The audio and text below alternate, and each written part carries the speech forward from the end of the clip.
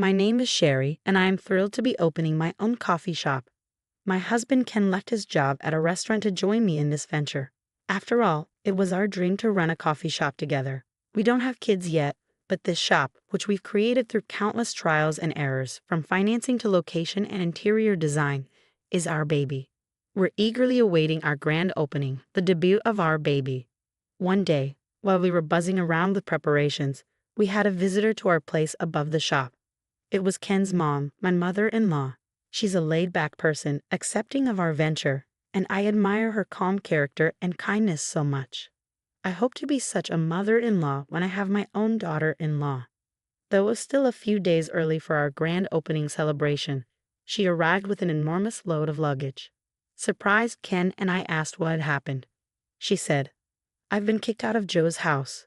She explained that she had been kicked out of the apartment she shared with my brother-in-law and had nowhere else to stay. She looked apologetic, her nonchalant attitude only making it harder for me. But Ken and I were both furious, not at her, but at my brother-in-law.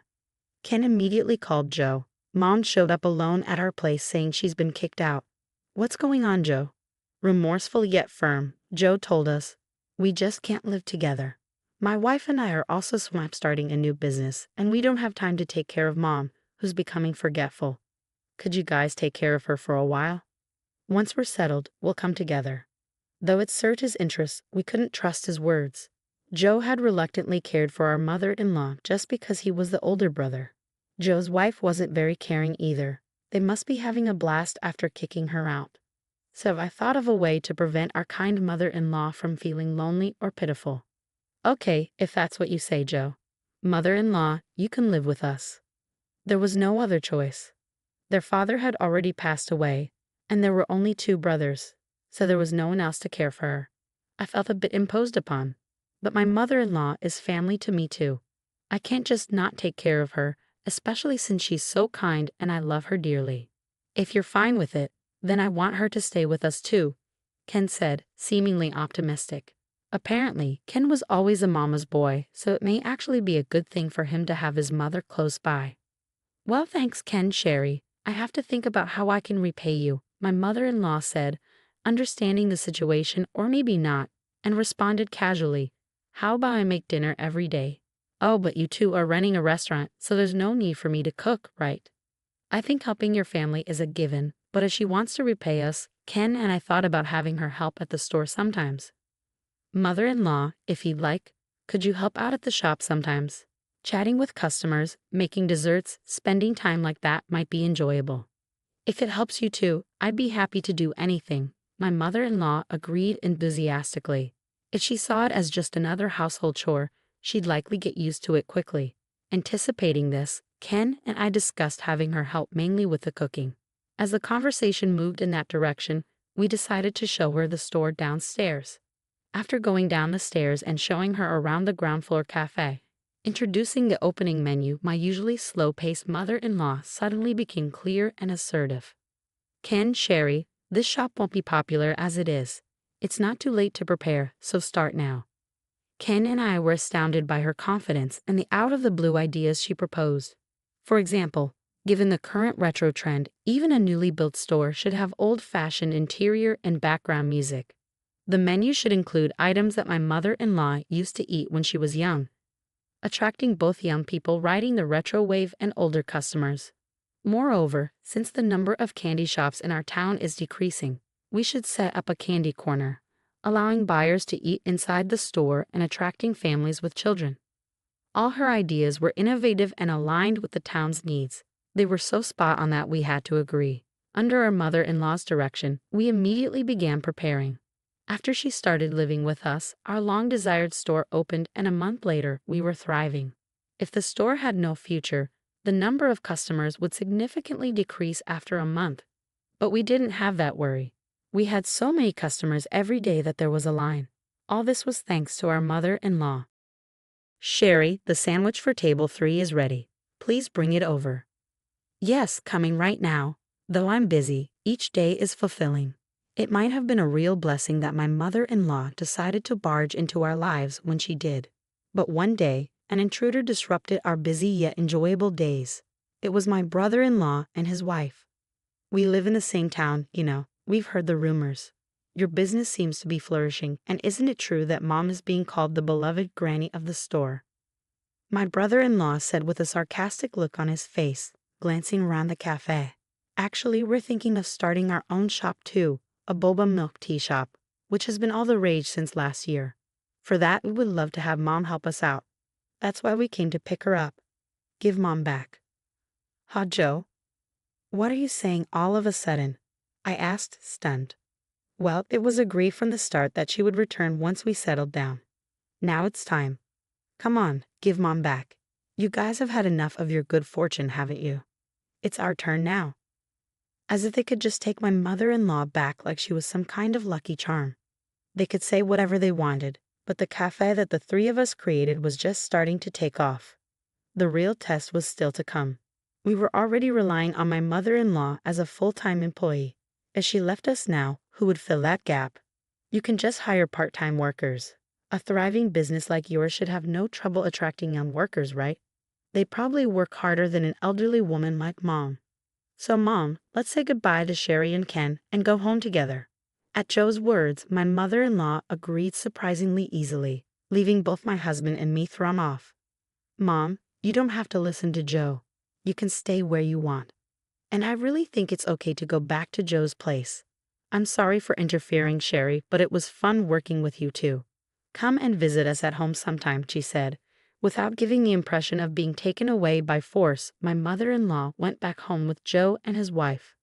There was no time to feel wronged or bitter, but with the absence of my mother-in-law, who was like oil in our machinery, both the cafe and our home felt a bit emptier. That much was certain. Days where we forgot about time due to our business passed, and before we knew it, about half a year had gone by. The cafe was still bustling as usual, and the advice from my mother-in-law, whom we hadn't heard from since that day, had undoubtedly contributed to our success. I wondered if she was doing okay. I thought about calling her out of concern, but seeing Ken, who obviously felt abandoned by his mother and was acting sulky, I couldn't bring myself to make contact. Welcome. The atmosphere at home wasn't great, but the store opened today as always, and we had customers coming in.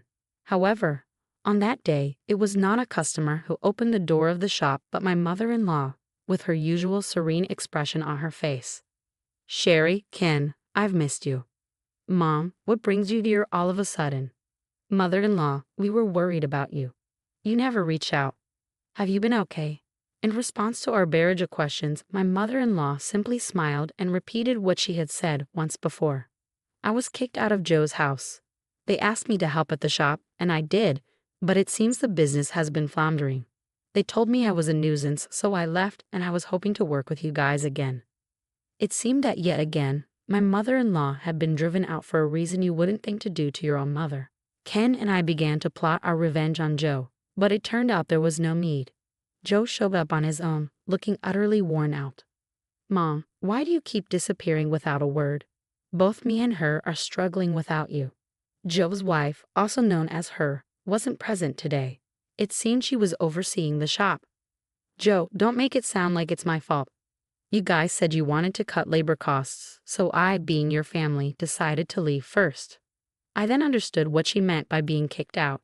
If they wanted to cut labor costs, they first dismissed the ones who could easily be let go, or my mother-in-law, who was at an age where she technically didn't need to work. That was not about you, Mom, but the part-timers, the students. We never said a word about you. Moreover, I don't want to be in your shop anymore. I don't want to jump into a sinking ship. If they asked me to finance a failing shop using my savings and pension, it'd be unbearable. Don't be like that. Come back to the shop and give us advice like you did to Ken. Didn't you say that even an old woman like you could give advice on managing the shop and that Ken and his team were very kind? We also want advice from you. It's not a big deal. No way. I helped Ken and his team because they wanted to create a coffee shop like the one I worked at when I was young. A place where the local people can relax. You're only interested in your own profits and short-term gains. That's not true. I also opened a store to sell trending desserts for the revitalization of our community. Is that really so? Young people's trends change so quickly. You're not capable of adapting to such volatile changes because you're a business novice. Besides, even if it's trendy, young people are very observant of adults and unnaturally migrate to a better shop. Your shop might be novel and shiny, but the staff training isn't up to the mark, and customers don't seem comfortable there either. Just because you have experience working in a finance department and are good with numbers doesn't mean you can run a business. It's pathetic, Joe said, his frustration evident. My mother-in-law sighed deeply, her sorrowful expression seeming to lament her own son. In a small-town diner like this, you can't just mindlessly sell what's trendy among young folks. You failed to cater to customers' needs and couldn't captivate their hearts. I wonder if you really aspire to be in the service industry. It saddens me, especially since I used to be a waitress at a coffee shop. I just couldn't and don't want to work at your place. You should have said so from the very beginning, Joe snapped. You were quick to intervene with Ken, but with me, you just went along with things. I couldn't intervene, Joe. Your shop is targeting young people from the start, and there's nothing I, an old lady, can suggest. I don't fully understand young people's trends because of my age. I'm just an old woman who used to be a waitress. I can't live up to high expectations. Now, please stop making a scene at Ken's shop. You should go back to your place and deal with your finances. Feeling belittled by his mother, Joe finally blew up. Enough. Let's go home. If you say you only know about coffee shops, I'll change my business and make it a coffee shop. You can give me advice like you did for Ken and make me a lot of money. Joe tried to grab his mother's arm and pull her away. Ken and I stepped in, restraining Joe. It wasn't just Ken. I had also lost patience listening to the conversation. I had been holding back words I long wanted to say. There's no way someone who can't even care for his own mother can consider the needs of complete strangers. You can go home on your own and don't come to see your mother again. She is a co-worker to us, not a tool for you to make money, I said firmly. My husband threatened to call the police if Joe caused any more trouble. And with that, Joe finally left. After that, Joe and his wife, who treated my mother-in-law terribly, predictably failed in their business and ended up filing for bankruptcy. On top of that, they were sued by their part-time workers for harassment and unpaid wages, resulting in having to pay hefty compensation. Joe and his wife got divorced, and he was also sued for alimony, ending up in layers of debt. Joe, who had treated his own mother so horribly, couldn't rely on his family anymore. He would have to live and work alone, slowly paying off his debt. We heard about Joe's situation through a relative, but my mother-in-law didn't seem to care, showing no intention of throwing him a lifeline. I don't have time to worry about him. I'm going to be a grandma. I'm looking forward to taking care of my grandchild. Indeed, neither my mother-in-law nor Ken and I had the time to worry about Joe. Our shop was thriving more than ever since my mother-in-law came back, and we were blessed with our long-awaited child. Sherry, don't stress out just because it's your own shop. Work at your own pace. All of us, and our regular customers too, are most excited to see your child's face, my mother-in-law said. Thank you, mother-in-law, I replied, grateful for her support.